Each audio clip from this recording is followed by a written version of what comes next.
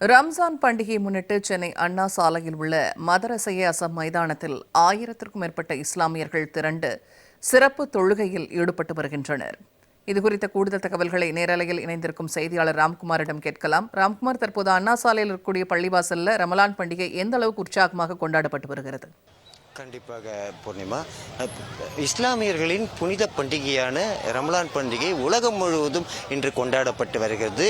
30 நாட்கள் கடும் விரதம் இருந்து அந்த விரதத்தின் பிரதிபலிப்பை அதை விரதத்தின் சன்மானத்தை இறைவனிடம் பெற்பதுதான் இந்த ரமலான் பண்டிகையோட இதுவாக இருக்கு. இதுல சென்னை அண்ணா சாலையில் இருக்கக்கூடிய மதரசா பள்ளிவாசல்ல 1000க்கும் மேற்பட்ட இஸ்லாமியர்கள் ஒன்று திரண்டு அந்த சிறப்பு தொழுகையில் ஈடுபட்டாங்க. இதுல உற்சாகத்துடன் பெண்களுக்கு தனி வரிசை, ஆண்களுக்கு தனி வரிசை என கிட்டத்தட்ட 2000க்கும் மேற்பட்டோர் இந்த சிறப்பு தொழுகையில் கலந்துகிட்டாங்க. கடந்த 30 நாட்களுக்கு முன்பு கடும் விரதத்தை துவங்கியவர்கள் நேற்று அந்த விரதத்தை முடித்த அடுத்த நாளான இன்றுதான் ரமலான் பண்டிகை சிறப்பாக கொண்டாடப்பட்டு வருகிறது.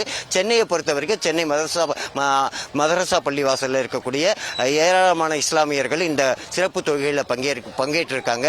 இஸ்லாமியர்கள் நம்மிடையே இருக்காங்க. கேட்போம் சார், 30 நாட்கள் கடும் விரதம் இருந்து இன்று ரமலான் பண்டிகை கொண்டாடிட்டு இருக்கீங்க, இது எப்படி பாக்குறீங்க? உலகில் வாழும் அனைத்து இஸ்லாம் பெருமக்களுக்கு எனது நோன்பு பெறும் நல்வாழ்த்துக்கள்.